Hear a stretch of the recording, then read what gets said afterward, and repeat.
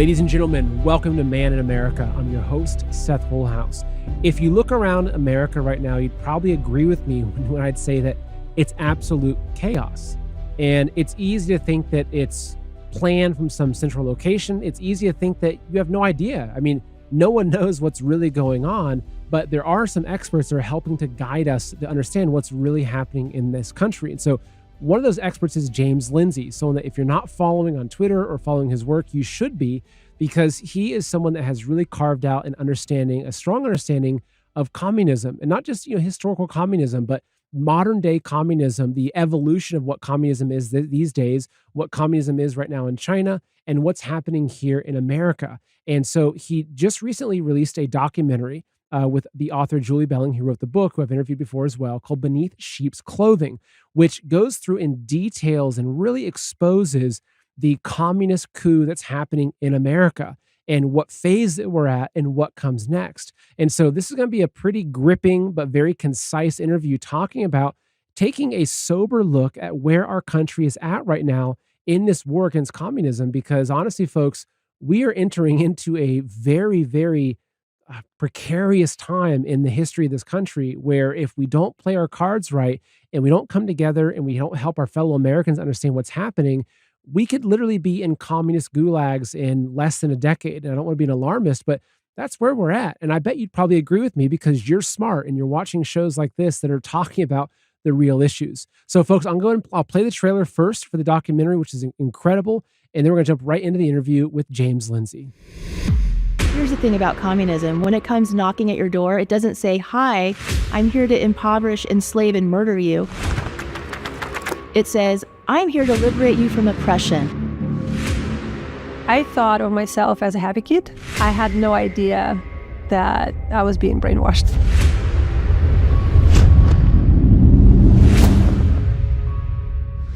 So the KGB agents would go into the church and then rise up. That's right. All of them is infiltrated. This was a rape of the body of Christ.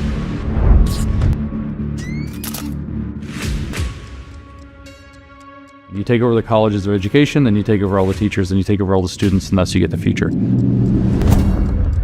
He said the ultimate objective of having government school was to destroy Christianity. Those were his words. People's war means to destroy the opposing country through unconventional methods. And Khrushchev bragged about it. We'll take America without firing a shot. In other words, Marxism-Leninism ideology is being pumped into the soft heads of American students without being challenged. The result you can see.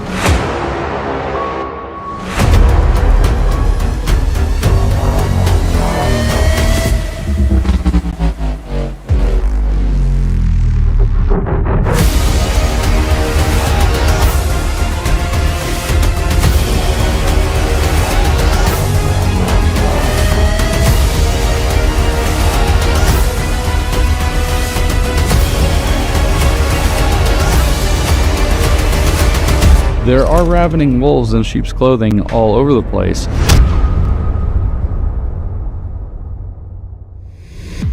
Mr. James Lindsay, it's great to have you back on the show. Thank you for being here with us today. Yeah, I'm excited to see you again. Thank you. So you're one of my favorite people to follow, especially on Twitter, because you have all of this information going out there, especially again on X, Twitter, because it's free. So free flow of information.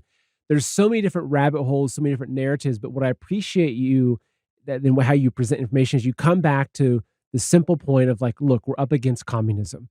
And it's something that is very easily forgotten. And I'm almost sensing that from some folks, there's this like McCarthyism of like, oh, communism, it's the red herring. It's actually not, it's not communism. It's just the globalists. It's just this. And, coming from my background of studying communism for quite some time, then let alone your background, I think there's a lot more to add to the story than just the simplification of it's just the cabal and there's not, the communists are just puppets just like everyone else is. So what's, kind of looking at as we're heading into this election and as we're seeing our country just ripped apart, protests everywhere, everything we've witnessed, what's your assessment of the role of communism and communists in the current state of our country?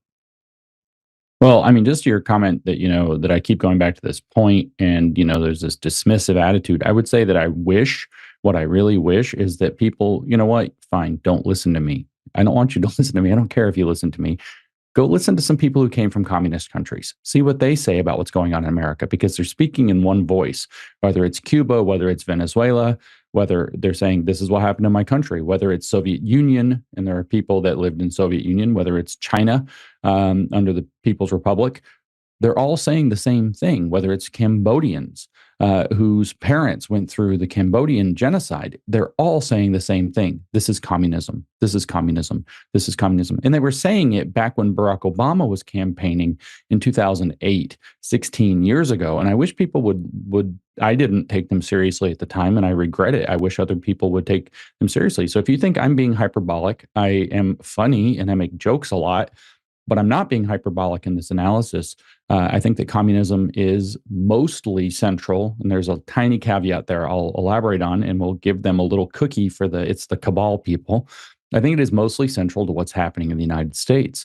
I think the shape of what we've experienced for the past 4 years, at least, actually longer, is Maoism. It comes directly from Mao, imported by the critical theorists in the 1960s. Herbert Marcuse famously said in 1969 that certainly today, every Marxist who is not a communist of strict obedience is a Maoist.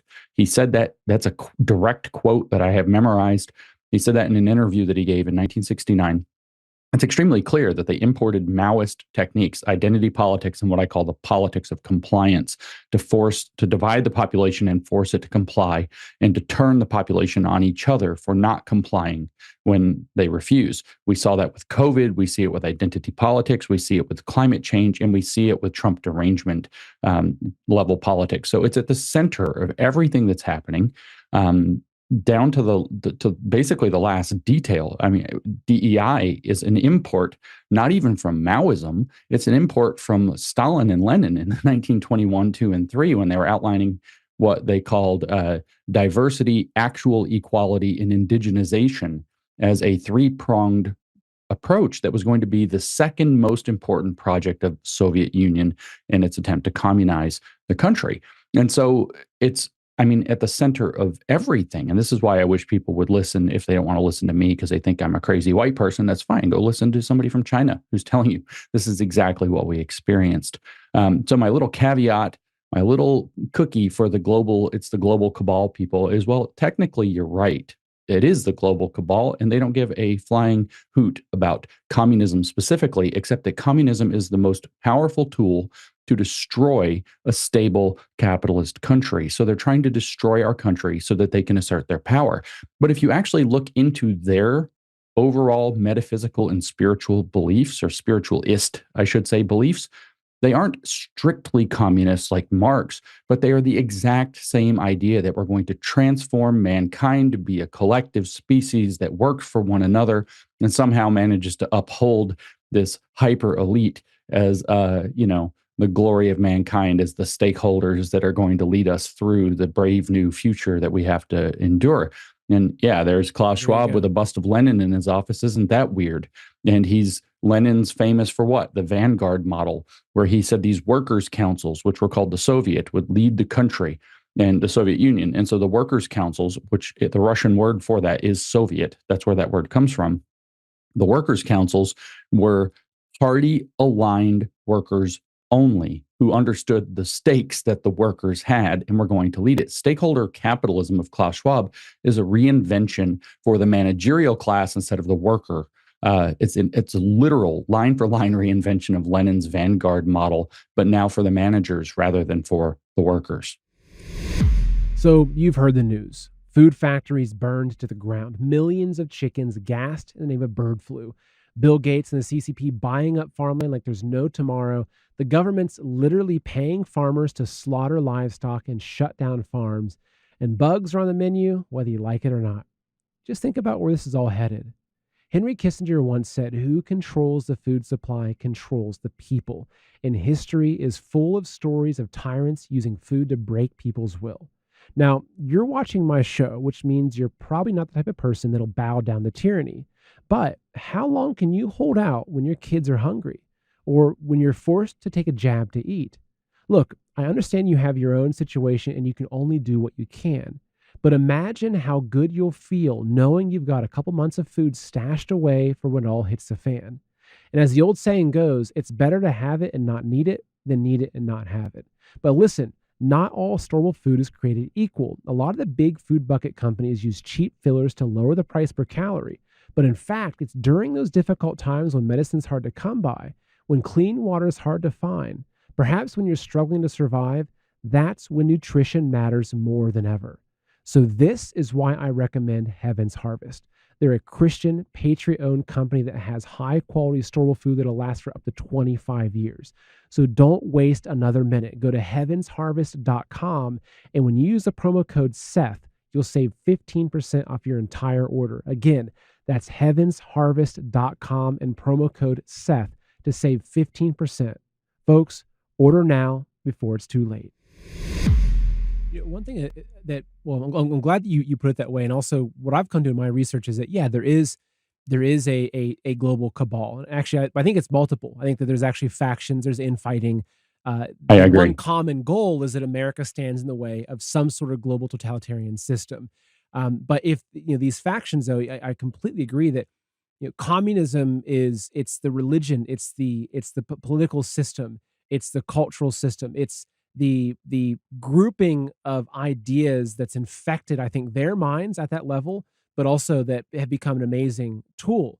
And something I also see sometimes is that when I talk about different enemies of our country, there's a lot of people that say, no, look, the enemy is our own government. The enemy is the United States deep state. And while I know that our government has been absolutely corrupted and it's being used as a tool, whether it's our military or whether it's our tech sector or our financial sector, et cetera, it's been used to control a lot of things and people and countries around the world. We also can't ignore the fact that our government has also been heavily infiltrated. And so it's almost like, say, your local mayor has been bought off through bribery and blackmail by the CCP, and he's literally a puppet being pulled with Xi Jinping pulling the strings. You could say that it's your mayor's fault that the town's going to ruin, but you can't say that without also acknowledging that he's being controlled by a foreign actor. So I think it's also another way of being dismissive towards the threat of communism by saying, oh, it's our own government. Well, yeah, how much of our own government has been compromised through bribery, blackmail, et cetera, through the communists? And they were the experts at that. Even the discussion about using children in pedophilia. I mean, that was one of the major KGB initiatives, was using children and pedophilia as a blackmail operation. I mean, is that correct in your understanding as well? Yeah, that's correct. And speaking of the CCP, I recently learned a stunning fact. So we do have actually corruption of our own politicians being in the hands of the CCP. But the CCP, the fact I learned is that the CCP spends $16 billion with a B, $16 billion a year on political warfare initiatives against the United States. That means you have this enormous military expenditure in the CCP dedicated just to undermining our interests. I don't think they were as fast to the woke concept as they could have been. I think they were latecomers to the game, but I think they've also figured it out, and they run massive information war or propaganda warfare against us on those lines. They run massive warfare in the climate change arena. And like I said, or like you said, actually, that also includes having purchased not just our land in strategic locations, but also many of our politicians, or bending them over a blackmail barrel, so to speak, and making sure that they act in the CCP's interests. Our business environment, where it isn't just outright making corrupt deals, has an overwhelming desire to play in the Chinese market, which is the largest consumer market in the world, although India is starting to catch up. And of course, India is going woke faster than you can possibly imagine. The Indians are freaking out about how quickly they're going woke there. But the CCP, if you want to be in the Chinese market, if you want access to that 1.3 billion consumers, a lot of whom now have disposable income and do not spend it responsibly because it's the first time in their lives they've had it. If you want access to that extremely lucrative market, you play by the CCP's rules. So your business now makes sweetheart deals to the CCP. Some of those deals are just, behave this way, say that, never criticize us, blah, blah, blah. But some of them are a lot nastier. Dennis Kucinich, the former congressman, was on a Democrat, by the way, was on Timcast recently, Tim Pool's podcast, a month or two ago, and said that when he was in office about 10 years ago, that Boeing sent lobbyists routinely and said that the price of admission into the Chinese aircraft market for Boeing was going to be to hand over prototypes. And so they were trying to lobby Congress to change the law to allow it to be that we would give the Chinese Communist Party, aircraft technology. Usually, the game is something like, if you want us to allow, say, Boeing, an aircraft manufacturer, into our market, you need to hand over prototypes, let's say for landing gear, and we will manufacture the landing gear from now on. And now all of a sudden, an essential component is no longer being manufactured here, and China gains a strategic advantage, plus obtains the technology that normally, the way we, I guess, won. A lot of people say we didn't win the Cold War, but the way that we won at least the external Cold War, the visible US versus USSR, where there is no USSR now officially, was in fact by embargoing technology from them. It was illegal. It was supposedly a high crime to deliver technology to the Soviets. And totalitarian states are not known for their innovation, so they weren't able to come up with a lot of things. They have to steal it. Well, here they can set the price of admission to that giant market as to give away technology. And so when you have both of those things happening, and then you have, say, at Davos, at the World Economic Forum, big meetings to coordinate a public-private partnership where the public sector and the private sector merge into a hyphenated single public-private sector. Well, now you have a real problem on your hands when both sides have massive incentives to play according to communist rules. And that doesn't even count the internal infiltration, the internal homegrown communism that is undeniably a major current of the last 50 years of American history under the critical theory guys. One thing also just pertaining to technology is I know that a lot of looking at our grid and our infrastructure, right? So, Trump put forth an EO, I think it was in 2019 or 20, I think it was 2020 perhaps, that banned basically any, hostile nation or state from having any access to our technology, right, for our grid. And so I think a Right. lot of that was based on in 2019, because I interviewed a guy named John Hollerman, who's on he's like the deputy director of a commission specifically looking at on hardening our grid and looking at threats to the grid. In 2018, a commission took one of these massive transformers that are the backbone of our entire grid, and it was from China, and they took a deep look at it and discovered that there was a back door in this transformer where literally the transformer could be turned off from China. So this is Yeah. our infrastructure, like this is our grid infrastructure. It literally has a back door that Xi Jinping could walk in, press a button, and shut down the grid in America. Like that's how much power we've given them. Right. Yeah. So it turns out that this was a very savvy maneuver by Deng Xiaoping in the late 70s and through the 80s, what he called his one country, two systems model, which he orchestrated not on his own. He didn't come up with this by himself to allow a kind of fascist production model to rule under or to operate underneath the rule of the CCP, the communist. So the two systems were communist governance and a fascist business environment where private interests could pursue profits with state-owned capital. So that's the way that that's arranged. But he orchestrated that system in conjunction with the U.S. State Department, particularly Henry Kissinger. Brzezinski was involved. David Rockefeller was involved, who also has funded virtually every communist program that's ever happened in the United States in one way or another. That's, of course, a little hyperbole. I'm just, I don't want to get sued for over-speaking. I'm just being a little glib there, but it's a lot of them. And so this was a joint project. And I think, if we try to be as kind, I actually think Kissinger is in on the program, but if we try to be as charitable as possible, then what we would have to conclude is that the greed of this business environment and political environment was in fact our long-term undoing by giving away our entire strategic program to China. But what I want to focus on for a second is that one country, two systems approach that Deng Xiaoping put forth, because a lot of people know about Mao Zedong, or a little bit about him anyway, but they don't know about Deng Xiaoping at all.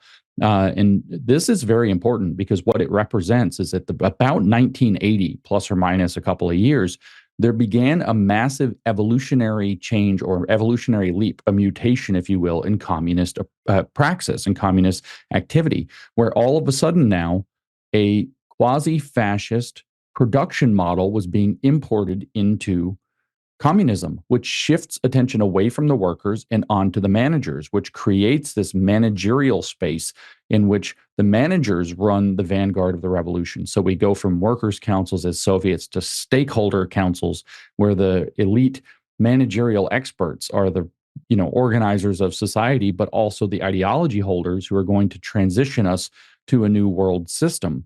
And this is a crucial change for people to understand who are dismissive of all of this.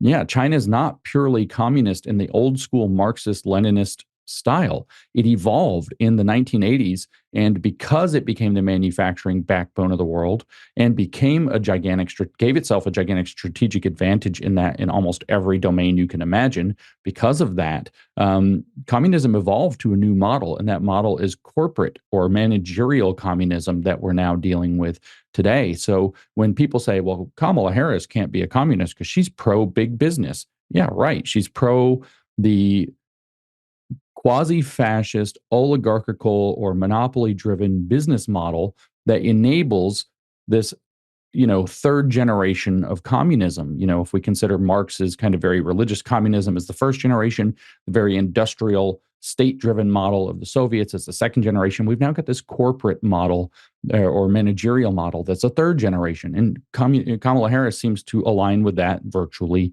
perfectly. And that's exactly what we're being moved through. So until people can release, the ghosts in some sense of the 20th century and open their mind up a little bit to understand that communism is like an organism that has changed its approach, then they're not going to be able to understand what's going on. And so this is the big push that I've had lately, is to push this understanding that communism evolved, it changed. And what we're facing is just a new version of the same old bad religion. And so, looking at America, would you say that America is right now undergoing a communist overthrow? And if so, what stage would you say that we're in that overthrow process? Yeah, we are certainly. We've already, if we use Yuri Bezmenov's 4 stages of demoralization, and then destabilization, and then crisis, and then renormalization. We have already gone through demoralization, but luckily Trump came along and said fake news, and we started to wake up from our demoralization. We started to be able to perceive again that there might be, a media lie, a Marxist press lying to us, and that we might actually be able to see reality and gather evidence for ourselves.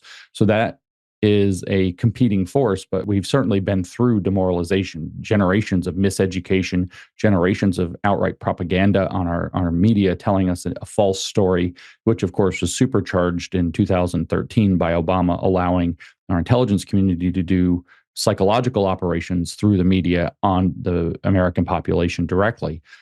So we're through demoralization. We are in my opinion, near the end phases of destabilization. The last 4 years, whether it's COVID, whether it's all the riots, whether it's the constant one thing after another, whether it's the border, they are trying to destabilize our country. And we, therefore, are at a tipping point into crisis. I think we've just watched with the massive labor victory and the appointment of Keir Starmer as Prime Minister of Britain, noting that most of those Labour Party members and Keir Starmer himself are Fabian socialists, which is a English form of communism. We're now watching them very rapidly flood into crisis.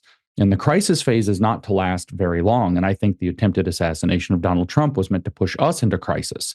And we will see more attempts to push us into crisis. And of course, the crisis will be the pretext, as we're seeing from Keir Starmer, for clamping down, declaring brutal two-tiered law in order to quiet the unrest with a clear favorite and a clear enemy class.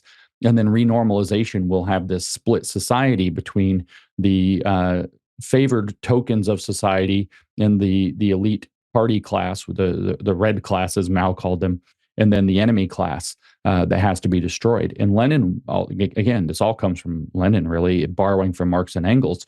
Going back to Lenin, he said that the point of the dictatorship of the proletariat, the point of that seized power and two-tier system, is specifically to stamp out and suppress the privileged elements of society. That was exactly the way he phrased it. Its main purpose is not even to govern.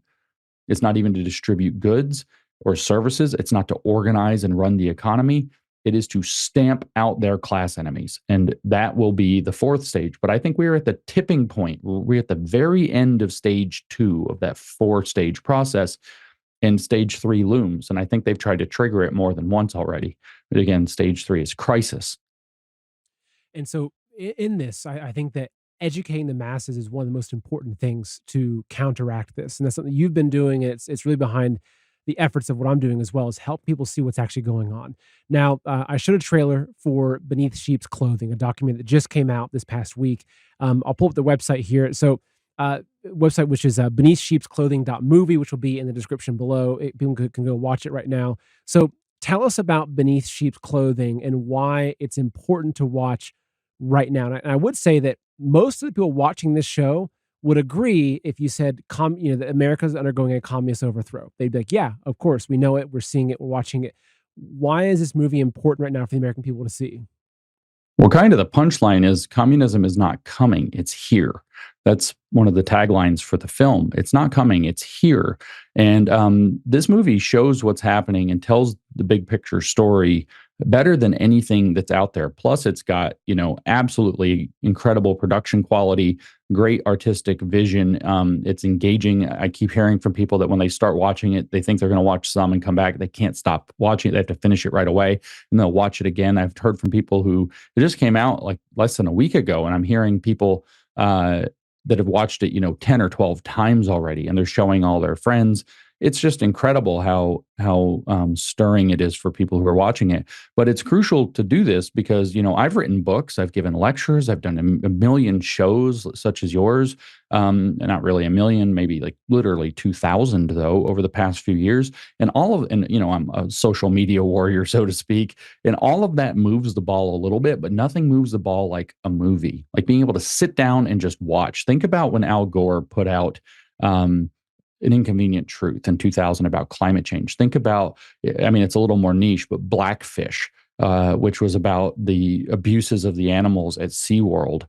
Think about when they recently put out the film a few years ago, The Creepy Line, talking about what's going on behind the scenes in Google. People can sit down for an hour and a half or thereabouts, watch something engaging, that's driven with a good musical score, with visuals that tell the story in a different way than slogging through a book or listening to another interview can possibly achieve. And so we wanted that piece of stirring artwork that also tells the story out there. And I hate to say positive things about things that I did. I'm kind of far too modest for that. But since I didn't actually make the film, I'm just in it. It really shocked me how well the filmmaker, his name's Steve Sorensen, how shockingly well he put this thing together.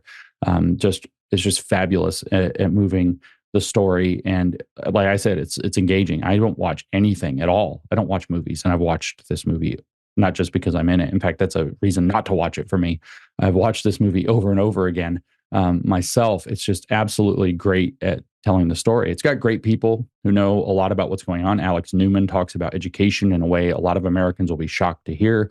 Trevor Loudon is one of the most motivating people and most learned people on this subject. We have people who lived in Soviet Union, including a man, Timothy, who was massively persecuted for his faith. He was a member of what was called the famous Siberian Seven, who sits down and gives an interview about what the Soviet Union did to people of faith. And we have education experts like Lisa Logan really weighing in. Of course, I feature in the film as well. And Julie Bailing wrote the book based on her experience living in Russia right after the fall of the Soviet Union for 2 years, and her master's degree in a double master's in Russian literature and history. Because she said when she was in Russia, she learned, first of all, that they couldn't stamp religion out of the people, but she also learned what their attempt was. She learned the pattern and the code the Soviet Union used to try to destroy people's faith. And she saw the same things happening in America and dedicated herself to studying it and trying to expose it. So it really hits. It really, really hits. So you mentioned the importance of movies and documentaries and helping to kind of shake someone out of slumber. And I can say for me, it was Curtis Bauer's Agenda. That was one of the movies that when I saw it, it connected everything at that time for me. And I brought in all my friends and family. So you have to watch this documentary. And even people that were kind of oblivious to U.S. politics or just watching Fox News, where they watched it, and it really changed their thinking and it opened their eyes. And I think that a lot of the people that are watching this show, they know what's going on, right? But they're looking for tools to use to help their friends and family understand what's going on. And I That's think right. this is where like incredibly well produced documentaries are one of the best tools. And so that's why I'll pull the website up again, but I highly encourage folks to watch the show for themselves. But also, this is the kind of show you buy it and you say, hey, your mom and dad or your sister, or, people that even maybe if they're more left leaning, it doesn't matter what side of the political spectrum, because most people in America, regardless of their political views, actually want freedom, right? It's the part of Right. the that Maoist class warfare that we think that half the country is evil and the other half is righteous and perfect, right? But this, Yep. is, as I see it, is one of the greatest tools that people can use to help people, because this is where the battle's at. It's taking the people that don't really know what's happening. They can't understand why they feel like there's so much chaos everywhere. They can't make sense of it. They don't know who to blame. It's documentaries like Beneath Sheets Clothing that help point them in the direction and help give them that aha moment of like, oh, so this is what you've been telling me about. So, James, I thank you for the work that you've done. You're a very important voice out there. You're always welcome on my show. Anything you want to talk about, I'd love to have conversations with you. But most importantly, coming out of this interview, I highly encourage folks to go to beneathsheepsclothing.movie, watch the film, watch it with your friends and family. Go to your church. Have a movie showing at your church where you can invite people in to see it, because we have to get more Americans to understand that, like you mentioned, that we're at the end of the phase two. We're entering into the crisis phase, which is going to really uproot a lot of our stability. And after that comes in the renormalization of living under communism. And we can't let that happen. Yeah, that's exactly right. Well, thank you so much. It's always a pleasure to talk to you, and I look forward to the next time too. Awesome. Thank you, James. Take care, man. Folks, going online without ExpressVPN is like leaving your laptop unattended at the coffee shop while you run to the bathroom. Most of the time, you're probably fine. But what if one day you come out of the bathroom and your laptop is gone? Look, every time you connect to an unencrypted network in cafes, hotels, airports, etc., your online data is not secure. Any hacker on the same network can gain access to and steal your personal data. What personal data? Well, passwords, bank logins, credit card details, even photos of your kids. And it doesn't take much technical knowledge to hack somebody. Just a cheap hardware is needed. A smart 12-year-old can do it on his own. But why would they hack you? Well, your data is valuable. Hackers can make up to $1,000 per person selling your personal info on the dark web. And this is why you need protection from ExpressVPN. ExpressVPN stops hackers from stealing your data by creating a secure, encrypted tunnel between your device and the internet. So secure your online data today by visiting expressvpn.com/maninamerica. That's expressvpn.com/maninamerica. And you can get an extra 3 months free. So again, folks, expressvpn.com/maninamerica to secure your information today.